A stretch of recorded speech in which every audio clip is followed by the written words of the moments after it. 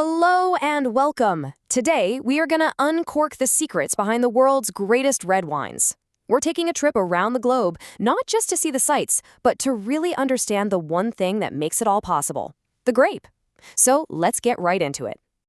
You look at a beautiful glass of red wine just like this one, and you wonder, where does all that flavor, all that aroma, that whole personality, where does it come from?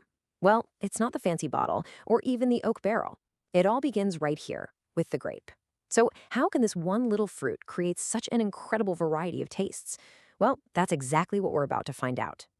So here's our game plan. We'll start with the absolute basics. Then we'll jet off to Spain and Portugal. After that, it's on to the icons, France and Italy. Then we'll see what happens when these grapes travel to the New World. And finally, we'll wrap it all up so you know exactly what to look for in your next glass. Okay, first things first. Before we can talk about different countries and flavors, we've got to talk about the one family of grapes that basically rules the entire wine world. Get a load of this name, Vitis vinifera. Sounds super scientific, right? But it's the key to everything. Just about every great wine you've ever tasted, whether it's a light-bodied Pinot Noir or a big, bold Cabernet, comes from this single species. Think of it as the one common ancestor for the whole world of fine wine. It's that important. So just how dominant are red grapes? Well, let's take Spain, for example, a country that has more land dedicated to vineyards than anywhere else on Earth. A whopping 52% of that territory is planted with red grape varieties. That tells you something, doesn't it? In so many places, red grapes aren't just part of the story, they are the story.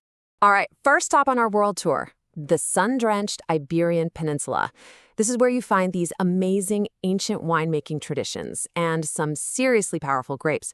Let's see what Spain and Portugal are pouring. And right away, you can see who runs the show in Spain. I mean, look at that chart. Tempranillo isn't just number one, it absolutely crushes the competition. It's planted more than 3 times as much as the next grape. A huge part of its success is that it's just so versatile.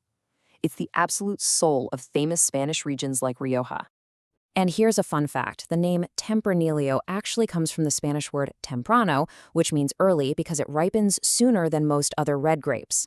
And you can see it's got a bit of an identity crisis.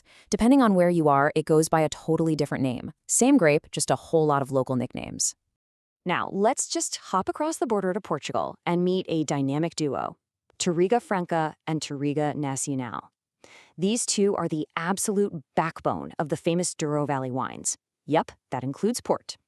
They're known for giving wines deep color, great structure, and these beautiful aromas of fruit and flowers. They really are the taste of Portugal in a glass. Okay, next stop. We're headed to the countries that pretty much wrote the rulebook for fine wine, France and Italy. These are the places that gave us the benchmarks that the rest of the world tries to live up to. Now in France, you might be surprised to see who's on top. It's Merlot. It's the most planted grape by a long shot, famous for its smooth, plummy, easy drinking style.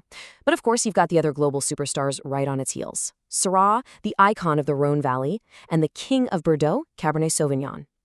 Speaking of Cabernet, let's talk about the family. You have Cabernet Sauvignon, the powerhouse, famous for its big structure and that signature green bell pepper note.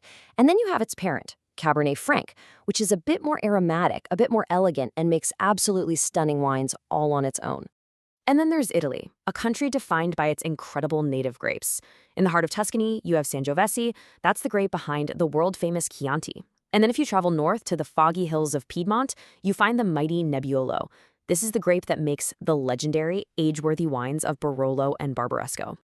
All right, everybody, buckle up. We are crossing the oceans and heading to the New World. This is where winemakers took those classic European grapes and said, okay, let's see what else you can do. First stop, Argentina. And you can't talk about Argentina without talking about Malbec. Sure, the grape came from France, but it found its true calling in the high-altitude vineyards of Mendoza. All that intense sunshine helps it develop this deep, rich color and jammy fruit flavor that people just go crazy for. Malbec is the grape that put Argentina on the world stage.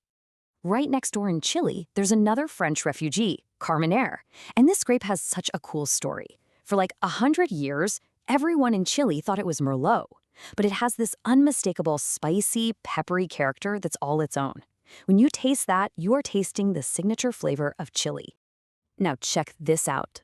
South Africa decided, why borrow a grape when we can just invent one? And they did. Pinotage is a unique cross between the elegant, fussy Pinot Noir and the hardy Hermitage grape. The idea was to get the best of both, and the result is this really smooth, distinctive wine that you can only find there. And last but not least, let's head down under. Australia took the French grape Syrah and with its warm, sunny climate, turned it into the big, bold, spicy wine they call Shiraz. Meanwhile, right across the sea, New Zealand's cooler weather turned out to be the perfect spot to make some of the world's most elegant and sought-after Pinot Noir. It's just a perfect example of how place changes everything. Wow. So we've basically traveled the entire wine world in just a few minutes. We've seen how these grapes have traveled and adapted. So the big question is, how do you use all this information the next time you're trying to pick out a bottle?